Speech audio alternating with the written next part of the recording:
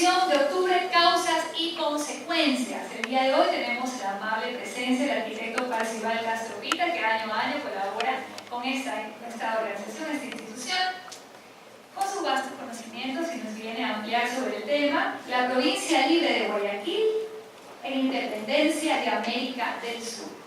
El arquitecto Parcival Castro Pita, que es profesor de la Facultad de Arquitectura de la Universidad de Guayaquil, así como también de la ESPOL, Escuela Politécnica Superior del Litoral, y es autor de más de 20 libros sobre historia de Guayaquil. Lo recibimos con un fuerte aplauso al arquitecto Parcival Castro Pita.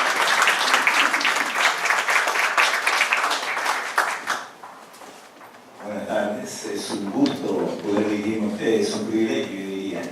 Bien, tenemos en la pantalla el Acta de la Independencia y lo que queremos empezar diciendo, una de las tesis que hemos venido afirmando, que hay una diferencia entre la palabra revolución y la palabra revolución. Una revolución en física es cuando uno da una vuelta y regresa al mismo sitio. Cuando las cosas no cambiaron, pero que hubo bulla, puede haber muertos, pero eso no es una revolución, no es una reevolución, será una revolución. Incluso hay discos que dicen tantas revoluciones por minuto. Pero el 9 de octubre no fue una revolución, fue una reevolución. La diferencia entre una palabra y la otra es que hay un cambio en lo social, hay un cambio en lo político, hay un cambio en lo económico, hay un cambio en lo cultural, en el arte, en la vida entera, en lo espiritual. Y ese fue el 9 de octubre de 1820. Es interesante destacar cómo en el acta comienza en la primera línea, el primero de la independencia. O sea, hay una afirmación concreta. Y si, bueno, yo no tengo tan buen ángulo para verlo de aquí, pero ustedes pueden ver las alusiones de la independencia. Eso nos hace pensar que la primera declaración, el primer grito de independencia en el Ecuador fue el de octubre de 1820. Porque el primer grito de independencia en América fue el 25 de mayo de 1809, en una verdadera revolución que fue la Revolución de Chuquisaca, donde participó Bernardo de Monteagudo, una de las figuras más interesantes de la independencia americana. Decimos esto porque a 2 años del bicentenario es necesario revalorizar lo que Guayaquil fue para el Ecuador, para la América del Sur. Cuando nos referimos a Guayaquil, nos estamos refiriendo al territorio del antiguo corregimiento y que después pasó a ser la gobernación en el año 1769, que fue todo el litoral, desde el sur de Esmeralda hasta Tumbes. Todo eso se llamaba Guayaquil. Y lo que alcanza la independencia el 9 de octubre de 1820 es todo ese territorio. Pero, podemos pasar adelante hacia las diapositivas.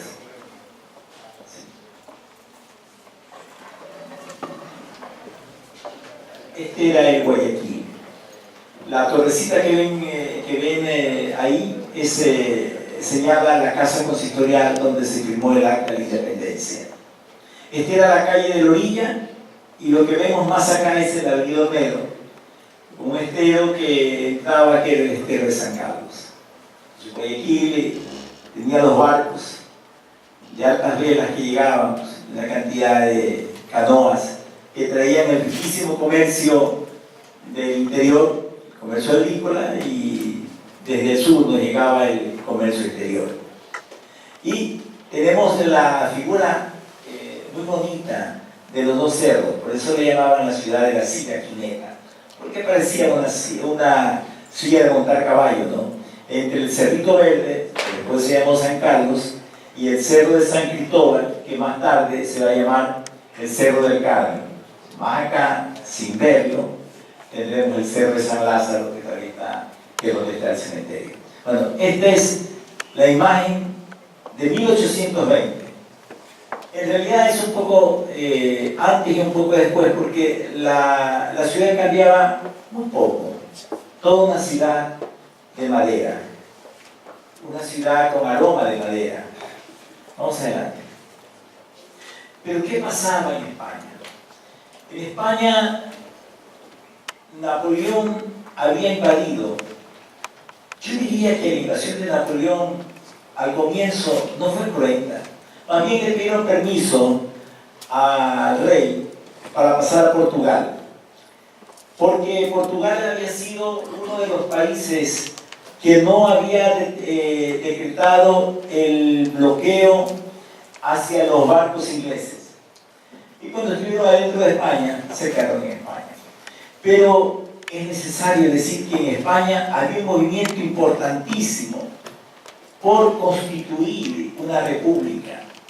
Yo creo que siempre hemos hablado, o muchas veces hemos hablado, de los esfuerzos de los americanos, pero es necesario tomar en cuenta este movimiento republicano en España de enorme importancia. Entonces, claro, Napoleón entra, Napoleón nombra a su hermano, pero Napoleón en algún momento es recibido con beneplácito por los constitucionalistas, porque Napoleón está llevando el código napoleónico y ya no es la voluntad del rey.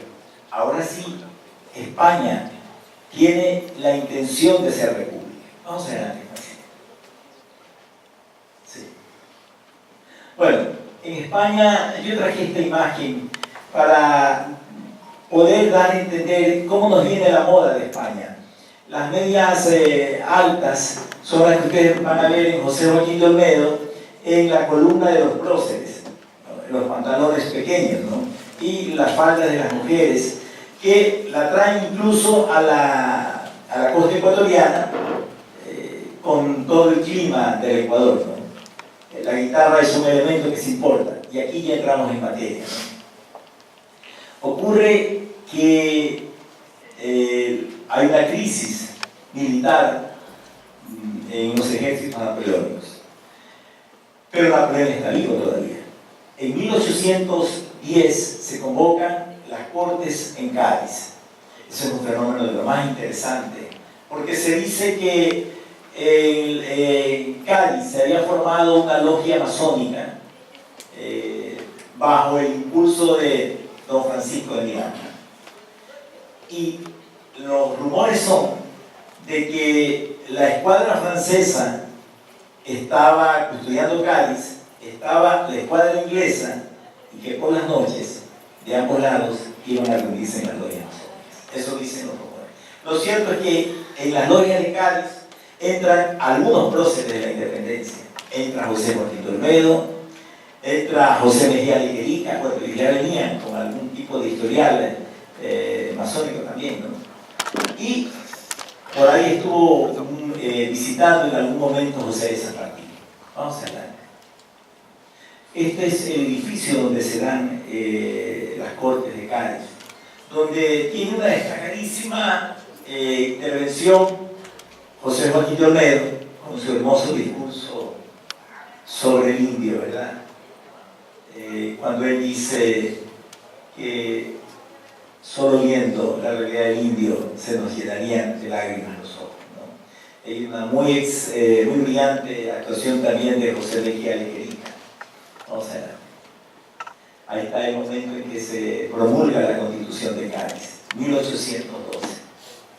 Y entonces Fernando VII ha llegado a España. Fernando VII ha visto o ha sido obligado de alguna manera en un momento a abdicar a favor de José Bonaparte. Porque cuando Napoleón llega, resulta que hay un drama familiar en la corte de España. El rey Carlos IV, su esposa, a quien pinta don Francisco de Goya, tienen que vivir la situación de una tercera persona, el ministro Godoy, que es amante de la reina. Bueno, no solo es Godoy el amante de la reina, ¿no? Y cuando los exilan a los tres. Y Fernando VII, que tampoco era hijo del rey, sin embargo le han dicho que es hijo del rey, él se siente como muy humillado, entre comillas, por toda la zona. En realidad la corte de España estaba en una crisis moral, en una crisis de todo tipo, ¿no? Y España no gobernaba América, gobernaban los españoles en nombre de España, pero aquí cada cual gobernaba para sí mismo. Es decir, se gobernaba en nombre del rey, pero cada cual aquí gobernaba en virtud de sus propios intereses. Vamos adelante. Este es Fernando VII. Fernando VII se vio obligado a jurar la Constitución de la Corte de Cádiz. Pero hay un año demasiado importante, 1815. Napoleón es derrotado en Waterloo. Cuando Napoleón es derrotado en Waterloo, entonces Fernando entra con más fuerza en Madrid. Se dice todo con una orquestación realmente impresionante. Aquí van dentro una carreta con caballos y unas mujeres desenganchan los caballos y llevan ellas mismas lo llevan a Fernando hasta el palacio, y en medio de cohetes, en medio de toda una fanfarria, de una publicidad muy propia de los caudillos y que tantas veces hemos visto todavía en nuestros líderes actuales, ¿verdad? Entró Fernando VII. Lo primerito que hizo Fernando VII es perseguir a los diputados de la Corte de Cádiz. Y entre ellos hay dos diputados guayaquileños, José Joaquín de Olmedo y Vicente Rocafuerte. Es tanta la persecución que don Francisco de Goya, que había sido el testigo de los fusilamientos del 2 de mayo por parte de los franceses, tiene que exiliarse en Burdeos y muere en Burdeos. En realidad, Fernando VII y la corte y el poder no alcanzan a leer que el mundo está cambiando. No alcanzan a leer, como decía el sacerdote Teilhard de Chardin, que el mundo es agitado por grandes oleadas de conciencia en marcha. No podemos juzgar la independencia de América como un hecho aislado sin entender lo que pasaba en todo el mundo, en la renovación en Rusia, con Pedro el Grande, en la renovación en la misma España, en la renovación no solo en Occidente, sino también en Oriente. Se pasaban hechos de los más interesantes. Aquí en América ocurría que cuando no había celular, no había teléfono, no había radio, que cuando iban a sembrar la semilla de la independencia en algún pueblo, se encontraban con que esa gente ya estaba pensando, porque era lo que flotaba en el aire. Vamos adelante. Este es una vista, una idealización de lo que fueron las Cortes de Cádiz. Vamos adelante. Entonces, imaginemos los diputados exiliados. Ellos tratan de regresar de cualquier manera a esta ciudad, la ciudad de la Casa Consistorial, la ciudad de la calle de la Orilla, la ciudad de las Canoas. La foto es un poco posterior a 1820. Yo digo esto porque en 1820 todavía no había la fotografía, ¿no? Sin embargo, la ciudad no ha cambiado. La Casa Consistorial va a estar más o menos hasta 1907. Se construye en 1817 y se la quema en 1907. Todavía podemos ver las canoas de pieza. Eran simplemente talladas en un solo tronco. Este era el Guayaquil que se alumbraba con mechitas de algodón y aceite de ballena. Más allá está la casa de don José de Villamil, un lucianés que vino a Guayaquil por una decepción amorosa en lo que eran ya los Estados Unidos y que se queda acá en Guayaquil, que fue unas cuantas cuadras más allá de la Casa Consistorial, en este ambiente donde se da el baile de la fragua de Vulcano. Es interesante ver que ya habían casas de 3 pisos, de madera completamente. Estos fueron los barrios que dieron la independencia. Por aquí estaban los 1500 soldados que salieron a patrullar la ciudad el día anterior, el 9 de octubre de 1820. Y en estas aguas estaban las llamadas fuerzas sutiles, que eran las 7 lanchas cañoneras que vigilaban que Guayaquil no fuera tomado por asalto desde el mar. Guayaquil pertenecía militarmente al Virreinato de Lima.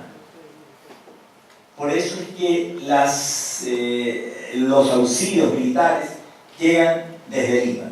Vamos adelante. Bueno, este hombre es el que está regresando a la América, al igual que muchos compatriotas. No es el caso de Rocafuerte, porque Rocafuerte sigue hasta las cortes de Rusia, ya no a las cortes de Catalina. Rusia tenía un papel muy expectante sobre la América y tenía mucho interés en recibir a los revolucionarios. Decían en Rusia que ellos no estuvieron en el reparto de tierras de la América, porque mientras se daba la independencia de América, ellos estaban conquistando todo lo que sería Suecia, Noruega y todo Finlandia. Ellos estaban armando su imperio. Sin embargo, les llamaba mucho la atención lo que pasaba en América, por razones económicas muy concretas. Este hombre, junto con alguna intelectualidad guayaquileña, comienzan a conversar sobre las posibilidades de la independencia. Vamos adelante. Bueno, es cierto, la conferencia no es exactamente la historia del Nuevo Tour, sino lo que he hecho un pequeño preámbulo. Efectivamente, todos conocemos lo que fue la madrugada de aquel, entre el 8 y el 9 de octubre, donde participan figuras tan importantes como la historia, como aquel jovencito de 16 años, don Calderón, Gadaicoa, ¿verdad? Donde también la mujer tiene un rol importantísimo en la organización de la independencia, en la trama de la independencia, donde Guayaquil tiene un estero, el estero de San Carlos, donde viven muchos italianos, y entre ellos don Juan José Casilari, quienes van plegando a la causa de la independencia. Guayaquil, que ha visto llegar a 4 venezolanos, no solo eran 3, que vienen no desertando, sino que los mandan hacia Venezuela desde el célebre batallón Numancia. El batallón Numancia después va a plegar totalmente a la independencia. Es importante también saber que Guayaquil era un nudo geopolítico de gran trascendencia. Bolívar estaba en Bogotá, Bolívar avanzaba la campaña hacia Pasto, y Bolívar decía, ¿cómo hubiera un ejército que desde el sur nos abriera el camino para seguir hasta el Perú? Las derrotas que habían sufrido los ejércitos realistas con el ejército liberador de Bolívar, y las derrotas que habían sufrido con San Martín y con O'Higgins en Chile, había hecho que el grueso, la élite del ejército español se concentre en Lima. Llegamos a 1819. Fernando VII, una vez más, quiere volver a recuperar las colonias perdidas, y se arma una expedición para recuperar las colonias perdidas. Se arma un gran ejército. Estamos en Sevilla, y en Sevilla el ejército español, al mando del general Riego, se da cuenta que eso va a ser una mortandad, y que eso sería el equivalente de lo que fue actualmente la guerra de Vietnam, un suicidio. Y entonces esa noticia de que venía la expedición ha llegado a la América. Entonces las fuerzas acantonadas en el Perú tienen la esperanza en esa expedición, pero en Sevilla los militares se rebelan contra el rey y plegan a favor de la constitución de la Revolución de Cádiz, por un lado, porque vuelve a entrar en vigencia, pero porque simplemente entendían que llegar a la América con lo resuelto que estaban estos pueblos, con las campañas victoriosas de Bolívar y San Martín, es que iba a ser una masacre para ellos. Entonces la expedición nunca partió, pero no partió la expedición, pero la esperanza en América se mantuvo para ellos. Por eso también resisten los militares en el Perú, pensando en que la expedición va a volver. Curiosamente, uno de los poquísimos cabildos coloniales que jura la Constitución de Cádiz es el Cabildo Colonial de Guayaquil. No es el Cabildo de la Independencia, es el Cabildo antes. Eso es interesante. Yo hice una breve digresión aquí, quizás ustedes seguramente se dieron cuenta que volví desde 1820, un año atrás, porque era necesario decir por qué las fuerzas españolas tenían mucha esperanza en un buen ejército, en una armada, la armada española, que debía llegar hacia 1820, hacia las costas americanas para recuperar las colonias perdidas. Eso nunca se dio. Pero, ¿qué pasaba en la América entera? En la América entera una guerra nunca es bonita de ningún lado. Realmente una guerra es una derrota para la humanidad. Eso, por más justa que sea la causa, la guerra siempre será una derrota para la humanidad. Y claro, hay crueldades de lado y lado. Morillo es un general español que hace realmente crueldades, pero también en las huestes de Bolívar también se dan fusilamientos heridos en hospitales. O sea, y el reclutamiento no fue necesariamente voluntariamente, fue forzado. Hay un episodio que no nos explicamos, y es que la independencia de Guayaquil tiene un alma hermosa, José de Antepara. José de Antepara es el alma de la revolución. Pero José de Antepara le comenta a sus amigos que no entiende por qué en 1812, cuando salieron de Europa, dos personajes, él y Bolívar en el mismo barco, y Bolívar le entrega a Miranda el archivo de sus memorias, él no entiende por qué después Bolívar va a entregar a Miranda luego de una derrota militar que tuvieron, y no entiende por qué lo hizo a cambio de un salvoconducto militar que le permitió escapar de una prisión segura. Miranda va a morir en España, en una torre. Antepara no entiende esa situación. Sabe que Bolívar está triunfando, sabe que Bolívar habla en nombre de la libertad, pero no se le explica. Llegamos a 1820, Antepara es el hombre, el alma de la revolución. Este es el hombre que ha escrito un periódico de pocas páginas en Londres, que se llamaba El Colombiano. Pero el colombiano de Antepara no tiene que ver con Colón, tiene que ver con la columba, con la paloma de la paz.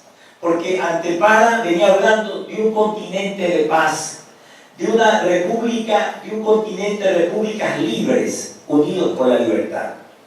Esa era la propuesta que también la tenía San Martín. Por eso es que San Martín no es, pues, el gran gobernante de Argentina, de Chile ni de Perú. Es el hombre que está dejando que cada cual tome su destino. En cambio, con Bolívar el asunto venía una América unida, pero bajo un mando político. Yo sé que es muy fácil hablar desde ahora, ¿no? Pero la historia, cada cual la va a poder revalorizar desde el presente. Entonces, será el 9 de octubre. Lo primerito que hace Olmedo es enviar 3 delegaciones. La primera delegación va hacia el sur. Se demoraban 3 días para encontrar a San Martín en Ancón del Guantánamo. Lógicamente va José de Villamil, y cuando se van acercando a las costas del Callao, se dan cuenta que aparece una armada, pero con la bandera española. Y Villamil entra en sospecha. Dice, esta armada está bien rara. Bien rara porque resulta que les comienzan a disparar cañonazos que no les dan en el casco de la nave. Nave que traía una bandera desconocida. Por primera vez los mares cruzaban con una bandera celeste y blanco.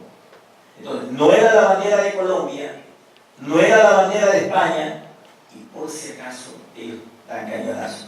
Pero la bandera que tenían ellos, formalmente, era la bandera de España.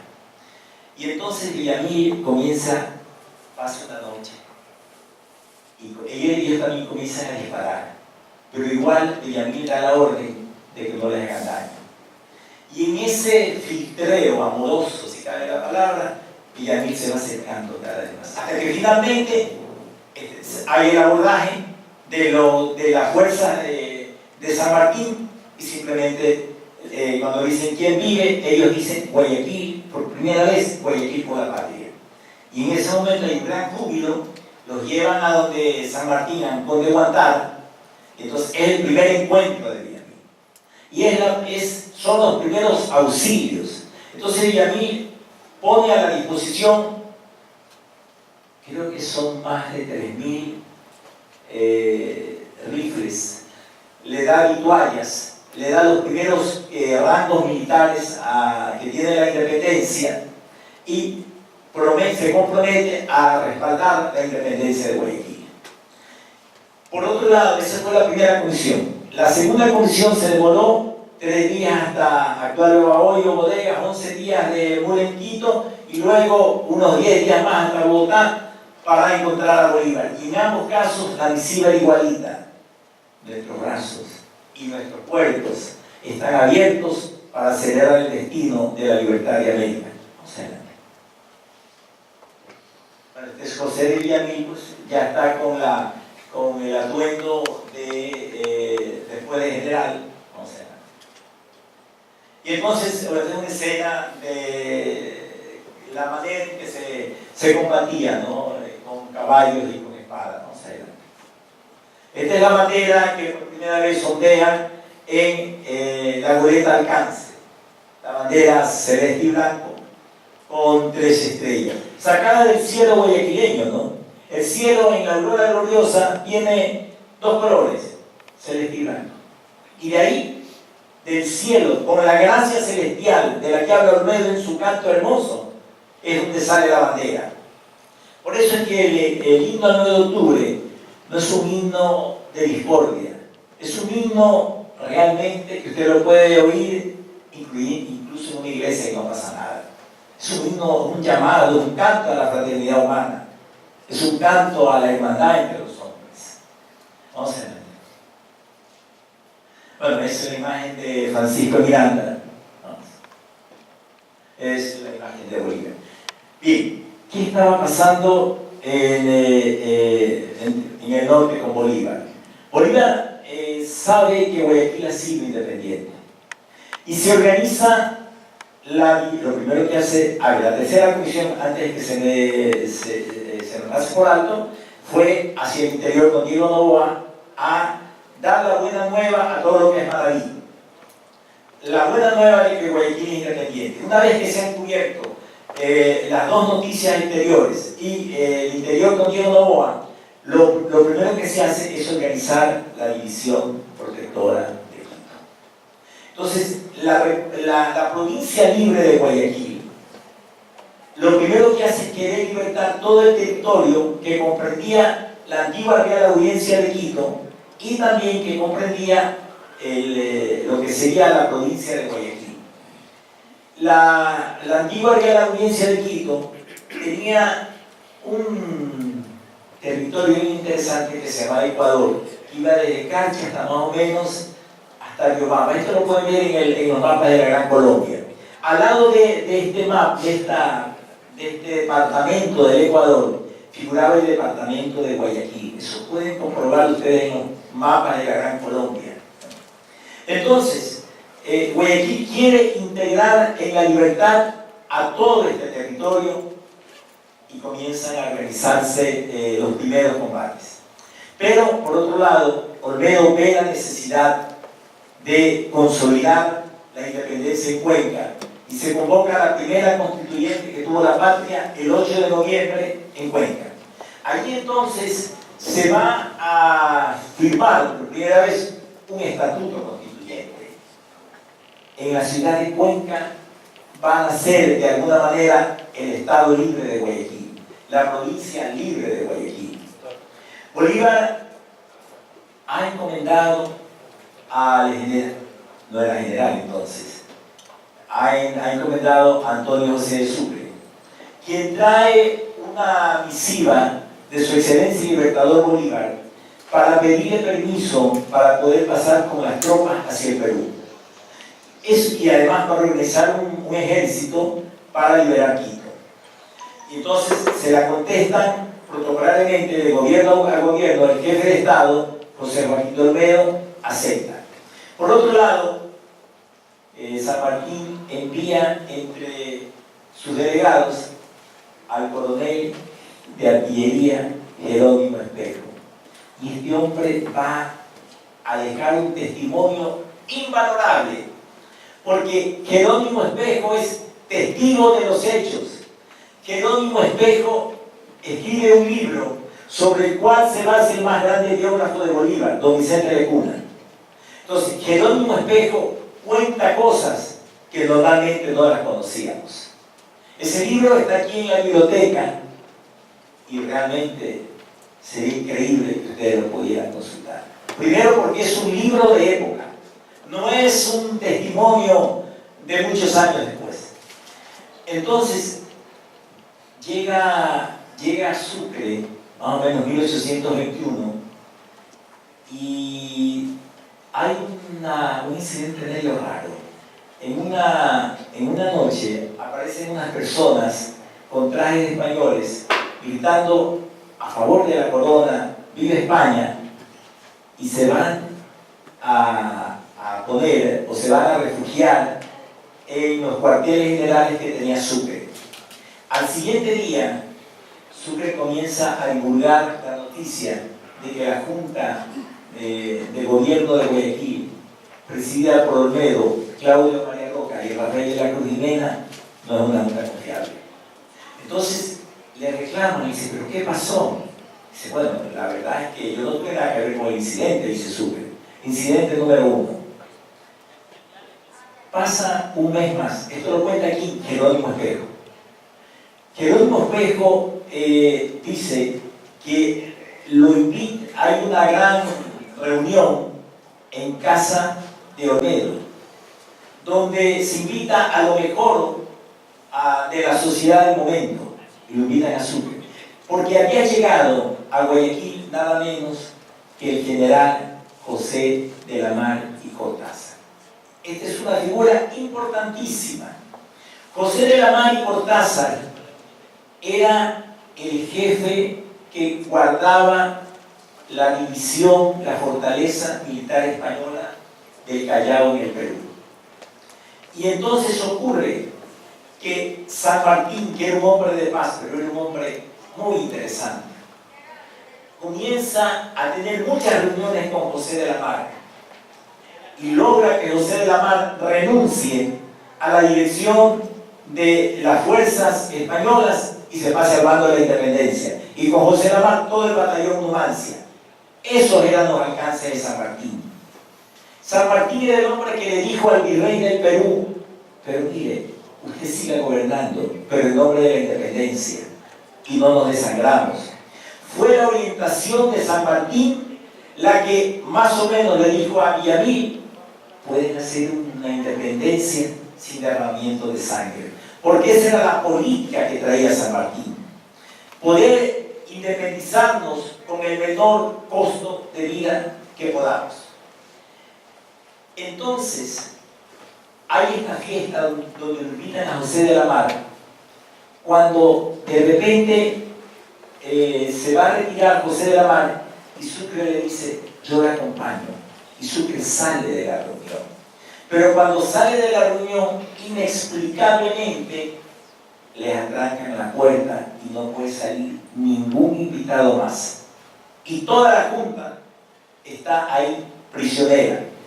En esa misma noche, un batallón, parte de las tropas del ejército que estaba preparándose para la batalla de Pichincha, se subleva y quiere tomarse al batallón Yaguachi, que era muy leal a la Junta de Gobierno. El batallón resiste y los doblega la insurrección. Y le van a preguntar a Sucre, ¿qué significa que nos dejó encerrado? ¿Y qué significa esta insurrección? Y Sucre dice que él no conocía nada. O sea, de esos pilares son las cosas que están pasando. Por otro lado, Sucre está intimando que Guayaquil debe someterse a la Gran Colombia. Bolívar manda un escrito que la condición que él pone para pasar al Perú es que Guayaquil se someta. Si no, no hay paso. Finalmente, en un recorrido relámpago, bueno, viene la batalla de Pichincha. En la batalla de Pichincha pelean tres fuerzas. Primero, las fuerzas guayaquileñas. ¿Por qué? Porque es donde se reclutaba el personal, los caballos, ¿verdad? Con los fusiles que le manda San Martín y también con las tropas que llegan desde Venezuela y desde Colombia. Tropas pagadas por el erario guayaquileño, fusiles pagados por el erario guayaquileño. Entonces, tenemos los refuerzos de Bolívar, el grueso del ejército guayaquileño y los ejércitos de San Martín que llegan al mando del general Andrés de Santa Cruz. Para esto, en febrero de 1822, dice, unos meses antes de la batalla, se había fijado la primera entrevista de Bolívar y San Martín en Guayaquil. Se la había fijado. Pero ocurre que Bolívar no va a alcanzar a llegar. Y San Martín tiene la delicadeza de decir, San Martín ya iba a salir. Y se regresa y dice, si no está el Libertador, yo no voy. Y se regresa a abrir la campaña militar en el norte del Perú. Cuando yo le pongo a preguntar qué hubiera pasado si San Martín hubiera venido, y como Sucre mismo le dijo, para mí sería un honor, Sucre le escribe a San Martín, pelear bajo sus órdenes por la libertad. ¿Qué hubiera pasado si San Martín hubiera correspondido dirigir al rey de Pichincha? Porque era el general de más alto rango que había en ese momento. Entonces, San Martín se regresa. Viene la batalla de Pichincha con toda la historia que ustedes conocen, ¿verdad? Y entonces, estamos hablando del 24 de mayo de 1822, y Bolívar entiende que tiene que hacer una carrera como de lugar por llegar a Guayaquil. Pero para esto se toman dos precauciones. Como hay tres ejércitos, estamos 25 de mayo, que han triunfado en Pichincha, se toma la precaución de pedirle a las tropas guayaquileñas que bajen, pedirle a las tropas de San Martín que bajen también, que vayan al Perú. Ese es un acuerdo más o menos que se queda, pero se queda el ejército de Sucre en Quito y obviamente Quito pliega. Quito agradece a las fuerzas del general San Martín, a la fuerza de Bolívar, y no le agradece a la fuerza en la comunicación del Cabildo, no agradece el despliegue de las fuerzas guayaquileñas.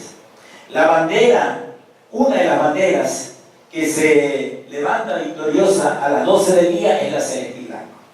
Entonces, en Quito se queda Sucre y obviamente la diplomacia era muy buena. Si algo tuvo Bolívar es un ejército de propaganda realmente impresionante, hace que Quito plegue a favor del gobierno de Colombia. Entonces Bolívar va a venir acá a Guayaquil, pero Bolívar no viene simplemente.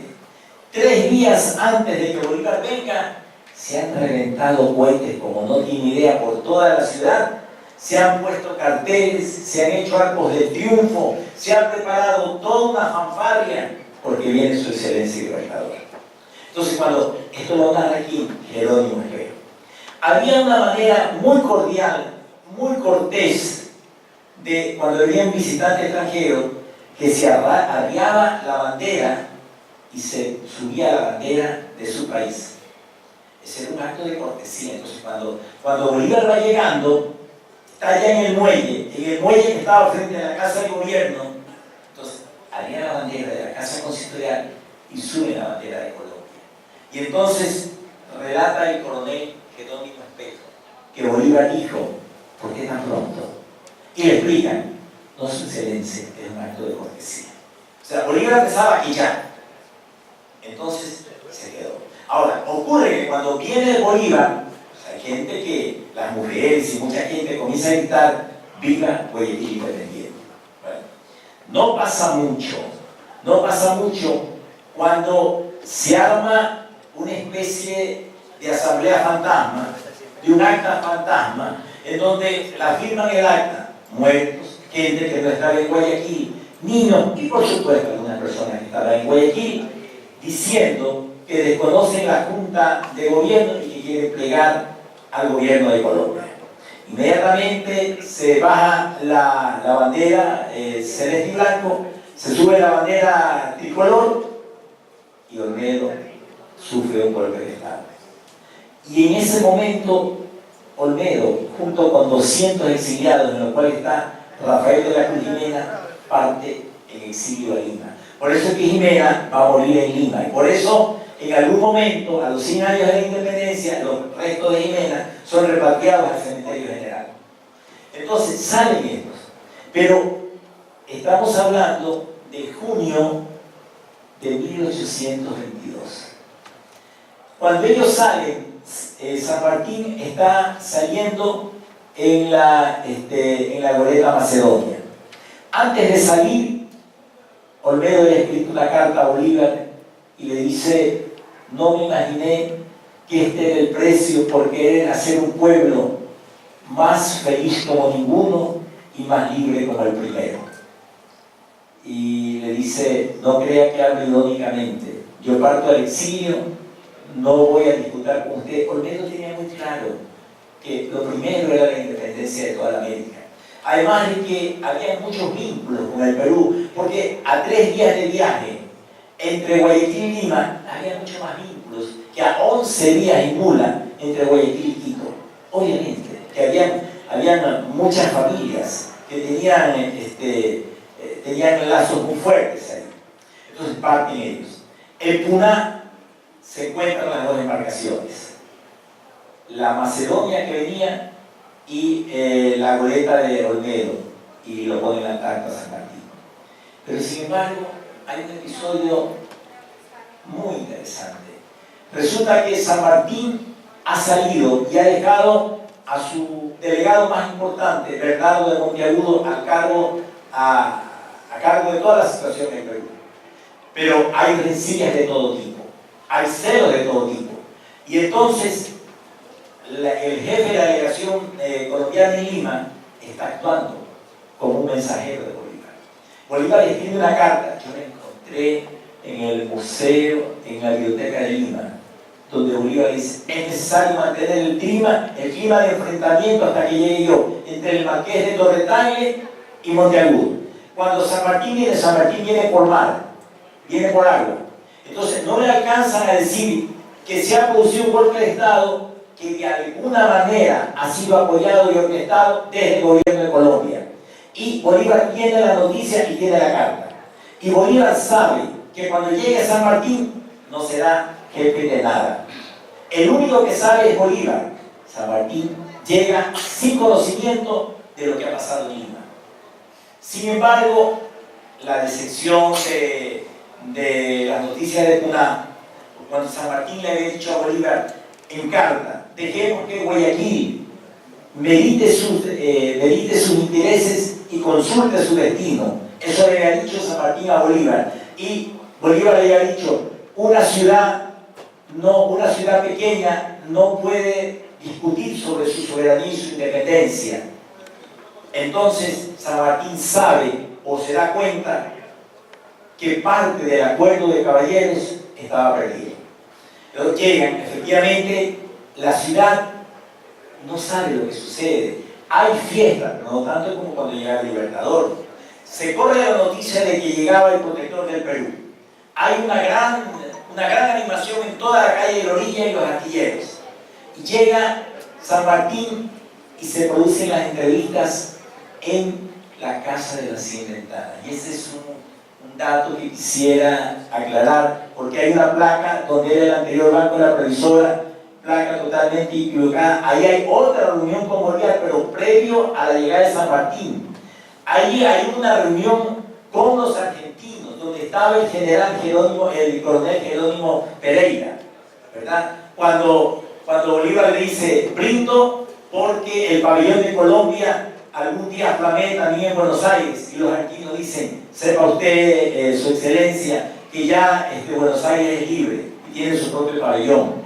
Entonces, cuando llega Bolívar, cuando llega San Martín, hay un gran recibimiento de gran pompa, van los invitados, hay un brindis, y Bolívar dice: brindo por los dos hombres más grandes del momento, el general San Martín y yo.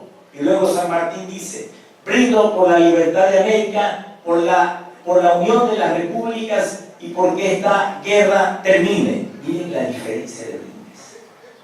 Se cuentan los biógrafos que Bolívar muy poco miraba de frente, solo miraba de frente a lo que eran subalternos, pero cuando los que eran subalternos siempre bajaba la cabeza. Y entonces comienzan las reuniones. Allí, por la carta de Gabriel Lafón, que el Congreso de Venezuela va a decir que es apócrifa, pero eso no es razón para decir que es apócrifa. En cambio, el Congreso de Argentina tiene pruebas de que es real, y lo mismo Gabriel Lafón, ¿no? San Martín le dice a Bolívar que él cree que la sede para la unión de las repúblicas sudamericanas debe ser Guayaquil. Lo dijo San Martín, lo propuso San Martín. Cuando le propone a Bolívar que el proyecto de Colombia, y no dije la Gran Colombia, porque ese era un apelativo posterior que se le dio, se pueda extender con Chile, y quizás con Argentina. Entonces, se producen las negociaciones. Se sabe, de alguna manera, el contenido de las negociaciones con las misivas que intercambian Bolívar con Santander, Bolívar y San Martín con Gabriel Lafón y con otros militares afines con su decanes. Se conoce el contenido de lo que fue la entrevista. Cuando llegó un momento, cuando terminan las negociaciones, el coronel Jerónimo Espejo cuenta que Bolívar le dice: ¿y cómo van sus simpatías en Lima? San Martín, como no sabía nada, le dijo: satisfactoriamente. Y entonces le dice Bolívar textualmente: yo estoy muy amargado en este momento, a pesar del gusto que tengo en saludarlo, por saber que ha habido un golpe de Estado en Lima. Dice Jerónimo Espejo que Bolívar se paró y dijo: ¿cómo? Y Bolívar le dijo: sí, aquí está la carta. Y Bolívar tenía la información, y dice Jerónimo Espejo que por una carta se sabe que hubo un largo silencio, y San Martín dijo: si esto es así, entonces voy a arreglar mis últimos papeles y voy rumbo a Europa y no regresaré, como efectivamente lo hizo, nunca más a la América del Sur. Entonces, pero San Martín le había propuesto primero a Bolívar, antes de despedirse, que inicie la campaña en el Perú. Bolívar le dice: bueno, yo consolido la situación en Guayaquil, y le dice: yo puedo pelear bajo sus órdenes. Ahí cuando Bolívar le da a entender que él no comparte la gloria con nadie. Entonces San Martín le va a escribir en la carta después, en la carta, sería muy interesante que puedan ver ustedes la carta de Gabriel Lafón, que dice: parece que usted no ha querido mi ofrecimiento leal y sincero de pelear bajo sus órdenes. Es una carta de despedida cuando San Martín le manda a regalar dos caballos y una pistola. Al final, cuando dice: adiós mi general, de esta carta nadie más tendrá conocimiento. Yo parto a Europa. San Martín es una figura interesantísima. Entonces, finalmente, San Martín llega a Lima, y en Lima ocurre que él tiene que armar un congreso que llega y en septiembre arma un congreso. Olmedo está en Lima. Mientras arman este congreso, la situación crítica de tanta pelea interna ha hecho que las tropas españolas infligieran una seria derrota a las tropas independentistas de San Martín. Y el Congreso del Perú dice: ante esta situación solo nos queda pedir apoyo a las fuerzas de Colombia. ¿Quién va? El único que puede ir con cierta autoridad es José Joaquín de Olmedo. Y José Joaquín de Olmedo regresa y habla con Bolívar. Y Bolívar le escribe una carta a Santander y le dice, más o menos textualmente: es la segunda vez que un jefe de sedición, después de haber actuado contra mí, viene a pedirme y a rogarme por mi autoridad. Olmedo ha sido de lo peor. Es necesario que usted publique en la Gaceta esto de la docilidad de Olmedo para poder resaltar estos contrastes. Eso dice Bolívar en la carta a Santander. Olmedo en realidad tiró abajo su orgullo y entendía que lo más importante, más allá de la personalidad, que por último es lo que suena, la personalidad es lo que suena, detrás de la personalidad está cada uno, está el ser de cada uno. Entonces Olmedo tiró abajo la personalidad y le dijo a Bolívar: es necesario que usted abra la campaña. Cuando se abre la campaña en el Perú, después de la campaña del Perú, que ustedes conocen, que son las mujeres guayaquileñas las que posen los 3.000 uniformes, que son las fuerzas guayaquileñas, el reclutamiento de Guayaquil, de jóvenes del litoral, las que arman los grandes batallones, el erario guayaquileño paga las campañas de Ayacucho y Junín. Después de esas batallas, Olmedo escribirá su canto y le dirá en una misiva a Bolívar: los dos estaremos juntos en inmortalidad. De ahí para adelante se ha consolidado la independencia, pero podría decir que la América del Sur tiene 3 libertadores. Bolívar, San Martín aquí en la ciudad le debe una plaza y un monumento. Son los 2 libertadores, y el tercer libertador de la América del Sur es Guayaquil entero. Muchas gracias.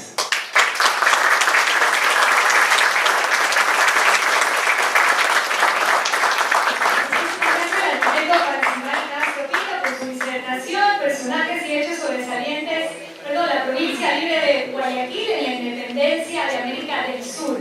Amigos, el día de mañana los esperamos en el Salón Pedro Carlo de la Biblioteca Municipal para continuar con más de este ciclo de conferencias, la Revolución de Octubre, causas y consecuencias. A las 6 de la tarde está pautado otra conferencia muy interesante. Están invitados cordialmente a quedarse, única en su categoría.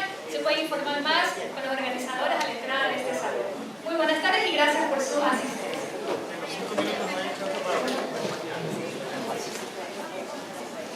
En esos 5 minutos que quedan para las 6 de la tarde, porque está pautada otra conferencia, si tienen alguna pregunta para nuestro arquitecto principal, adelante.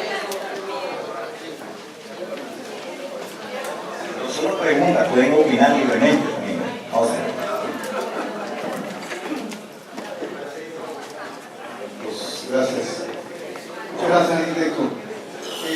Hace pocos días en el Universo leía un artículo de Juan José Illingworth acerca del centralismo y todo el mal que le hace al resto del país, con números como es el matemático Illingworth. Y arriba de ese artículo hay una caricatura de Bonilla que pone una rueda moscovita y le dice algo a alguien, supuestamente a José Martín Olmedo, y él escribe en la parte baja que la independencia de Guayaquil comenzó en 1809. La independencia de Guayaquil comenzó en 1809 y terminó en 1820. ¿Qué relación pueden tener dos fechas que tienen 11 años de separación? ¿Y qué audaz este señor caricaturista para poner eso en pleno mes de octubre? Bueno, yo no, por homenaje al tiempo, no puse el acta del 10 de agosto.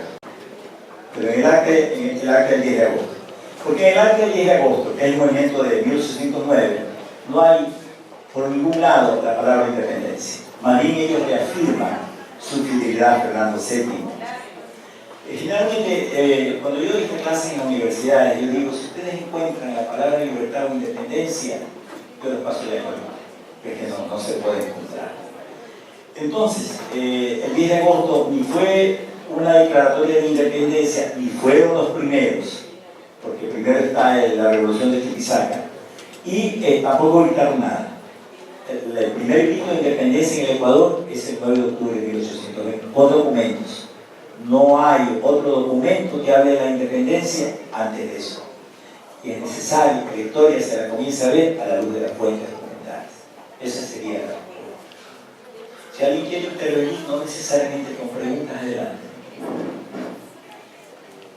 De todas maneras, hay algo que me conmueve mucho en la presencia de ustedes. Yo tengo una columna en Facebook, que algunos de ustedes quizás la lean.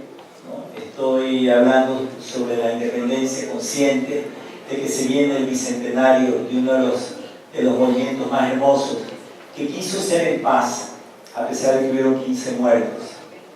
Pero de todas maneras fue una propuesta en paz. Si comparamos con lo que fue, por ejemplo, la batalla de Pichincha, una cantidad de cerca de 1.500 muertos, ¿no? Pero no solo en paz por los pocos muertos, sino por el espíritu de tolerancia. El 9 de octubre dice, no hay problema si alguien se queda y no comparte nuestro pensamiento. O sea, Guayaquil siempre fue generoso, hospitalario, tolerante. Se notaba la diferencia. Si no hay otra intervención, yo digo que lo más valioso de esta tarde fue la compañía de ustedes. Muchísimas gracias a ustedes.